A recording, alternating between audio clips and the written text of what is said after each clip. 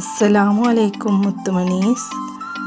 അപ്പം ഇന്ന് നമുക്ക് നല്ല ഈസി ആയിട്ട് ടേസ്റ്റ് ആയിട്ടുള്ള നല്ലൊരു മുട്ട റോസ്റ്റിൻ്റെ റെസിപ്പി കണ്ടാലോ. അപ്പം അതിനായിട്ട് ഫസ്റ്റ് ഞാൻ എഗ്ഗ് ബോയിലാക്കാൻ വേണ്ടിയിട്ട് വെച്ചിട്ടുണ്ടായിരുന്നു കേട്ടോ.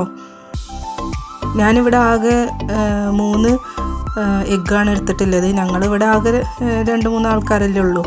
അപ്പോൾ നിങ്ങൾക്ക് ആവശ്യത്തിനുള്ള എഗ്ഗ് ബോയിൽ ചെയ്യാൻ വെക്കുക.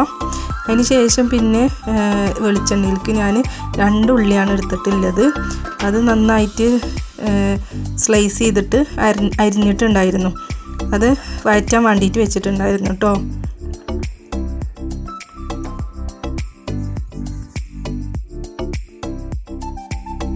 ഉള്ളി ഒന്ന് നന്നായിട്ട് ഇളക്കി കൊടുത്തതിന് ശേഷം ഞാൻ പിന്നെ അടുത്തതായിട്ട് ഇട്ട് കൊടുക്കുന്നത് ഉപ്പാണ്. നമ്മൾ ഉള്ളിയൊക്കെ ഒന്ന് നന്നായിട്ട് വഴണ്ടി വരാൻ വേണ്ടിയിട്ട് ഉപ്പിട്ട് കൊടുത്തിട്ടുണ്ട്. അതിന് ശേഷം നന്നായിട്ട് ഇളക്കി കൊടുക്കുക. പിന്നെ ഒന്ന് അടച്ച് വെച്ച് കുറച്ച് നേരം വേവിക്കുക.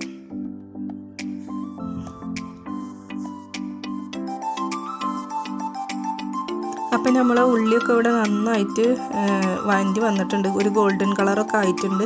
അപ്പോൾ അതിലേക്ക് ഞാൻ വെളുത്തുള്ളി ഇഞ്ചി പേസ്റ്റാണ് ഇട്ട് കൊടുക്കുന്നത്.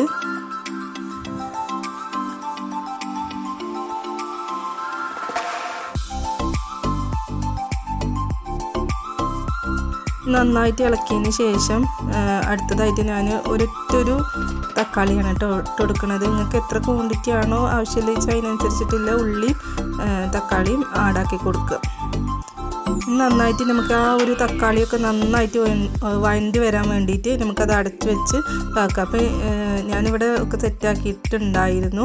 അതിലേക്ക് ഞാൻ പിന്നെ നമ്മൾ ടൊമാറ്റോ സോസും ഒരു ഇച്ചിരി ടേസ്റ്റിന് വേണ്ടിയിട്ട് ഞാനത് ആഡാക്കിക്കണം കേട്ടോ. നിങ്ങളുടെ കയ്യിലുണ്ടെങ്കിൽ ജസ്റ്റ് അത് ആഡാക്കി കൊടുക്കുക. അതിന് ശേഷം പിന്നെ മല്ലിയിലയും വേപ്പിലയും ഒക്കെ ഇട്ടുങ്ങാണ്ട് നന്നായിട്ട് അടച്ച് വെച്ച് ഒന്നും പാടെ നമ്മളെ ഉള്ളിനെ വേവിച്ചെടുത്തപ്പോൾ നമ്മളെ ഉള്ളി നന്നായിട്ട് വഴണ്ടി വന്നിട്ടുണ്ടായിരുന്നു കേട്ടോ. ഇവിടെ ഈ മുട്ട റോസ്റ്റൊക്കെ ഉണ്ടാക്കുമ്പോൾ നമ്മൾ എന്താണെങ്കിലും ഉള്ളി നന്നായിട്ട് വഴണ്ടി വരണം. അപ്പോഴുള്ള അതിന് ആ ഒരു ടേസ്റ്റ് ഉണ്ടാവുക. പിന്നെ അതിന് തക്കാളിയൊക്കെ നന്നായിട്ട് ഉടച്ച് കൊടുക്കുകയാണ്. അതിന് ശേഷം പിന്നെ നമ്മൾ പൊടികൾ ആഡാക്കി കൊടുക്കുകയാണ്.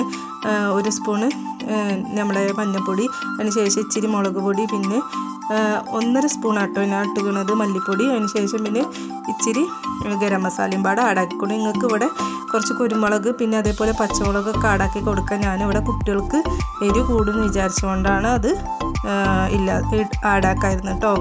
അതിന് ശേഷം ഇച്ചിരി വെള്ളം ഒഴിച്ചുങ്ങാണ്ട് നമ്മളെ മസാലയ്ക്കൊന്നും പാടെ വേവിക്കാൻ വെക്കുക. അതിന് ശേഷം പിന്നെ ഞാൻ കട്ട് ചെയ്ത് വെച്ച എഗ്ഗൊക്കെ അതിലേക്ക് ഇട്ടിട്ടോ. അപ്പോൾ നമ്മൾ ഈസി ആൻഡ് ടേസ്റ്റി മുട്ട റോസ്റ്റ് ഇവിടെ റെഡി ആയിട്ടുണ്ട്. നിങ്ങളെല്ലാവരും ട്രൈ നോക്കുകൊണ്ടു. ഇൻഷാ അല്ലാഹ് നല്ലൊരു അടിപൊളി റെസിപ്പിയാണ്. നിങ്ങൾക്ക് എല്ലാവർക്കും ഇഷ്ടപ്പെടും. ഇൻഷാ അല്ലാഹ് അടുത്ത നല്ലൊരു വീഡിയോ ആയിട്ട് ഞാൻ വീണ്ടും വരുന്നുണ്ട്. അപ്പോൾ അതുവരേക്കും അസ്സലാമു അലൈക്കും.